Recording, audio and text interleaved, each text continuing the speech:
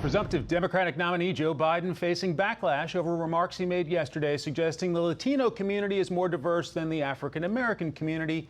He's now walking back those comments, tweeting, "In no way did I mean to suggest the African American community is a monolith, not by identity, not on issues, not at all." Peter Doocy is live in Wilmington, Delaware, near the house that Joe built.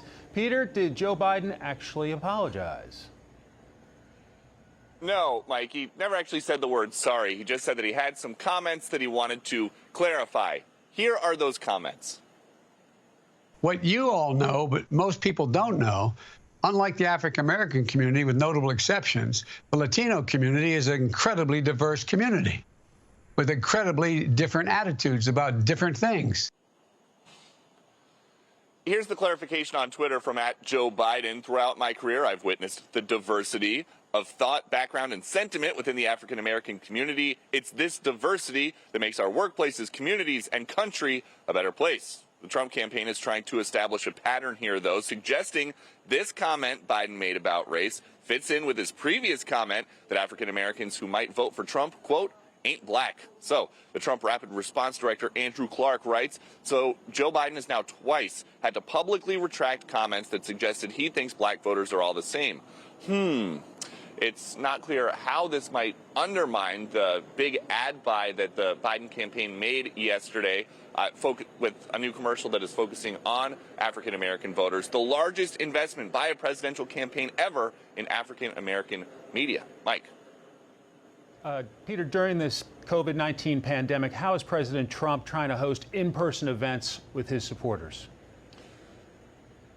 They're trying to get creative, Mike. Yesterday, they popped up a lectern on the tarmac in Ohio where the president was for an official visit. They invited some supporters to the tarmac, and then they just started talking about Joe Biden.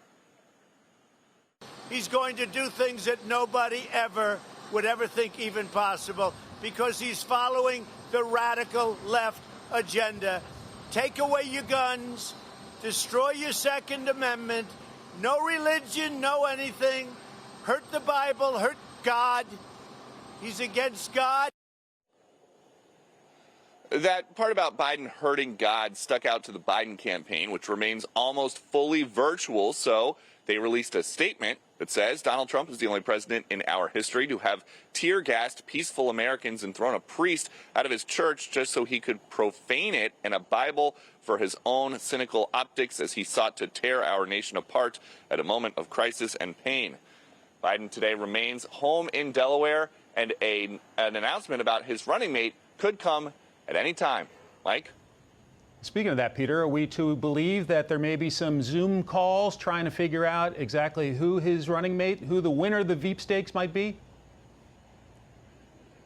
Oh, yeah. We have a pool camera, all the networks do, right outside his gate here in Wilmington, and there has not been much activity of people coming in for in-person meetings. And to that end, Kamala Harris, who many speculate could be right there as a top-tier finalist, was caught on Capitol Hill yesterday, and somebody asked her, how's the vetting process going? And she said, you probably know better than I do.